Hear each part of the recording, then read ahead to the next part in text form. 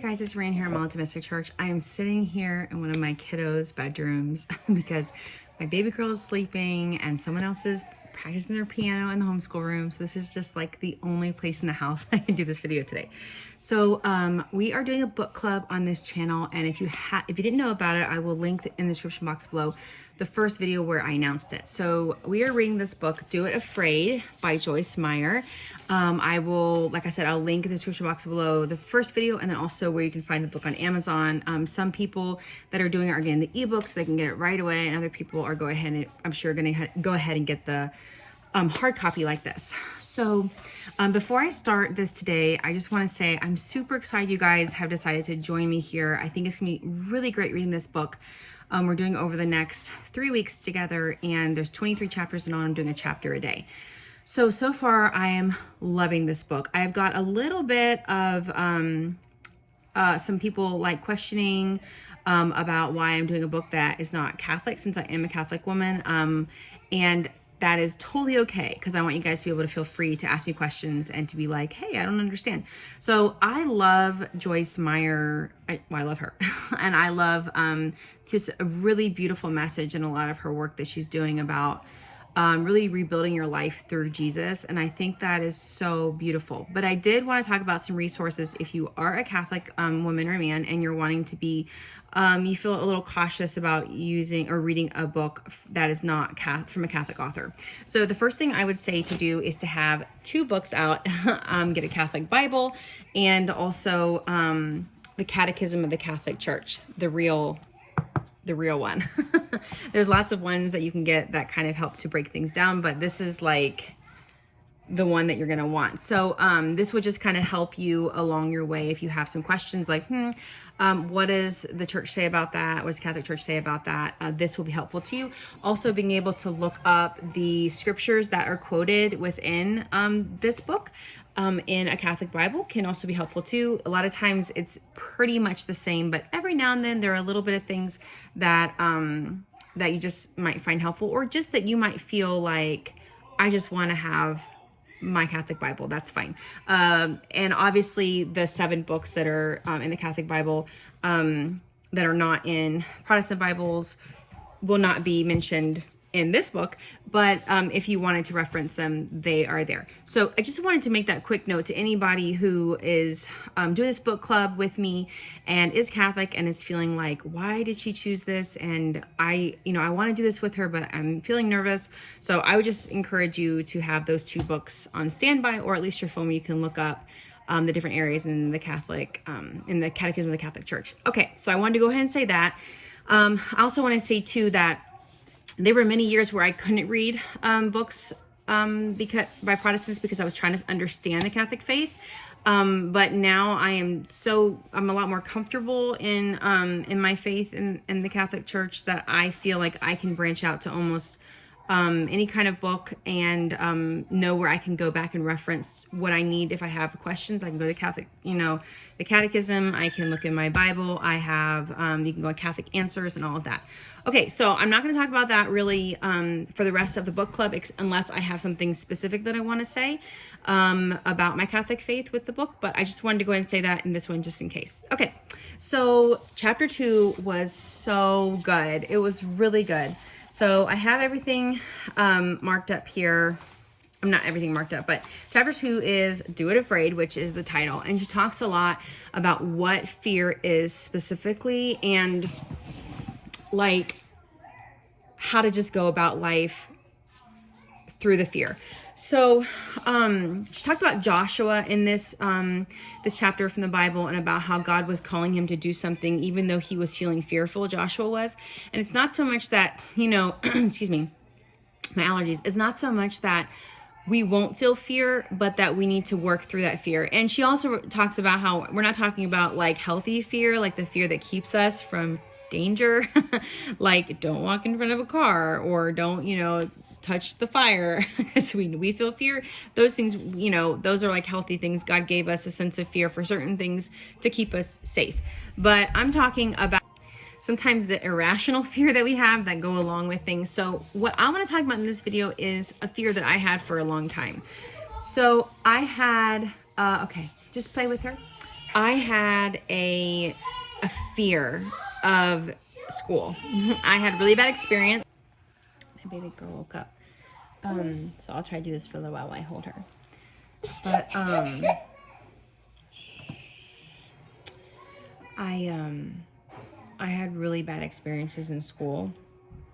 I was bullied horribly. It was really, really bad. And when I had my own children, I never wanted them to experience that feeling ever. So obviously we want to protect our children from painful situations, but what I failed to see was that I had a problem with depression and anxiety almost all the way through my teen years, and I didn't know it. And then I had in my early 20s, and then it kind of fluctuated and went through my mid 20s and late 20s until I really figured out what it was. And I read a lot about it. I talked to my doctor. I figured I had a thyroid issue. Like, there were a lot of things that I had to really learn how to process through my depression and anxiety. And I remember sitting one day, and she talked about a situation kind of like this. And I remember sitting and feeling this rush over me of like just pure anxiety. And one day, out of nowhere, she talked about something similar in this chapter. I felt, wait, I don't have to feel this way. What made me feel this way? And I had to stop and think about how I had just had a thought and how I had gotten frustrated, and it created this anxiety. And then I realized, oh my goodness, I have lived with this feeling for years, all through my teen years, all through my early 20s, and I had no idea. And I really learned in counseling how to stop and say, wait, I don't have to feel this way. What is this feeling? I started to pray a lot. I started to really recognize that this was anxiety. This was fear. This was, sometimes it was like a depressive state I was in. And over the years, as I really started to process this and recognize that I don't have to live like this, I don't have to feel this way all the time. And then also I recognized later on, I was talking to this woman. I had this homeschool program I had gotten, and one day I was just bent over with fear and anxiety. And she said to me, why do you homeschool? What's the number one reason? And the main reason that kept coming in my head was fear. And so finally I just said it out loud, fear. We talked about that, and she said, listen, fear I can get. You want to keep your kids safe. But she said, it should not be your number one. And I was like, well, it is. It's my number one. And she's like, well, then you really need to reevaluate why you're doing this. And it was like a shock to me, because I really felt like it was okay because I was protecting. But what I recognized was it was coming from a place of protecting, but it was really coming from a place of fear. And I wanted it to transfer over to becoming loving and protecting and good things, and not just fear. And so I went on this trip, this emotional, mental journey with myself to figure out I don't want to be fearful. What was so bad in my school experience that made me this fearful? And what I really started to recognize is it really didn't stem from school. It stemmed from a lot of different things, but it was this depression and this anxiety that I was struggling with so badly. That just affected so many things. And then of course there were other things in my life, and knowing Jesus Christ has changed my heart so much, and changed the way that I view everything, that it's helped me tremendously. So when I read this chapter, all of that stuff started flooding up and coming up in with me, and I wanted to share with you guys how I finally was able to process through a lot of my stuff. And my oldest son now goes to Catholic school, this really great small Catholic school, and it has been nothing but positive, so good. Yeah, there's been some bumps in the road and some things that we've had to discuss, but it's been so good. And all the years of homeschooling and being close with my kids and conversations and all of these things has obviously built a really beautiful foundation. But in the end, fear was keeping me from something that I knew was really, really good, would be really good for my oldest son. And this could translate to anything. She talks about lots of different things in this chapter, but I just love the idea of sometimes we're going to have fear, sometimes we're going to have anxiety, but sometimes we're just going to have to trust Jesus, that if he's calling us to something, calling something within our family and our life, that we're going to have fear, and we need to keep working through it. I love this chapter. It was so good. So I just wanted to come in here and share my thoughts and how it really moved me, this chapter, and what it made me think about. And I wanted to share that with you guys because I know that fear can be so debilitating. And if you are struggling with anxiety and depression, like, I really want to encourage you to seek out whatever help that you're needing. I am not a professional, obviously, but I know for me, like, having like the right help, I take thyroid medication. It helps me so much with like my anxiety and my stress. It has just been helped so much. And so I always encourage mamas, especially because we go through so many things with having babies and then nursing, like our hormones are always shifting and changing, and the thyroid can really be affected. So I always, okay, we'll get him in a minute. I always encourage women to make sure to get levels checked, whether it's that, maybe it's something else, and above all, to pray. But I do always encourage people to check out different things with like your physical body, because my Titus 2 woman, she's so wonderful, and she said to me years ago when I was like struggling about thyroid stuff and whether I wanted to do medication or not, and she said, you know, she was such a holy woman, and she was like, when we have a deep spiritual life, our body is blessed because of it. And when our body, we try to, as best we can, to get healthy. It's an imperfect world and it's a fallen world. But when we try to have a better health and stuff like that, our spiritual life can be affected for the better as well. And I have found that it's so true. When I'm off of sugar and when I'm off of gluten and when I'm kind of more of a low carb, like stay away from pastas and stuff, I feel so clear-headed and seriously closer to the Lord because my body's not bogged down by inflammation. My mind is more clear. Obviously, we can have a holy walk even if our bodies are in a state of suffering, even when we're in a dark night of the soul, like Saint Teresa of Calcutta or Mother Teresa.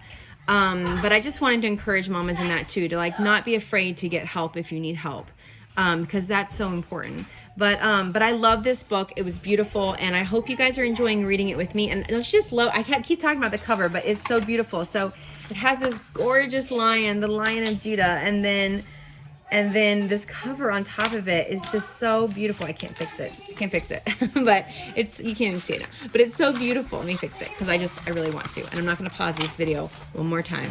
Anyway, isn't that just so beautiful? So I also want to encourage you guys too. I read the children's Bible with all of my children when they turn about 6 years old. We read it every night until we finish the whole thing, and then we move up to the bigger Bible and we learn more about Bible stories. And right now I'm doing that with my current 6-year-old, and it's such a beautiful experience. And I'm sitting here looking at his little Bible here because I'm in his room, and I just want to encourage you guys to read your Bible with your children because it's so, so beautiful. So if you're new to this channel, I'd love for you to subscribe. If this content is a blessing to you, I'm asking you to share it. I wasn't doing that before, but my husband, he works for the diocese, he works in ministry, he works in evangelization, and he was sharing with me, he's like, don't be afraid to ask to share your content. They're like, if your content has been a blessing to a woman out there, we want to like share it so it can be a blessing to other people. So I'm currently now asking you guys to share the content if it has been a blessing to you guys, because I pray that this can be a blessing to other people. There are so many YouTube channels that have been a blessing to me. I think they're, of course, like way better than my content, but you just never know what the Lord's going to do through you. So anyway, I hope you guys have a beautiful and blessed day, and I'd love to hear what your thoughts are on chapter 2. You can contact me here down in the comments or over on my Facebook page, My Little Domestic Church. You can send me a private message there, or over on Instagram, same handle, My Little Domestic Church. You can DM me over there. So I hope you guys have a blessed and beautiful day. God bless.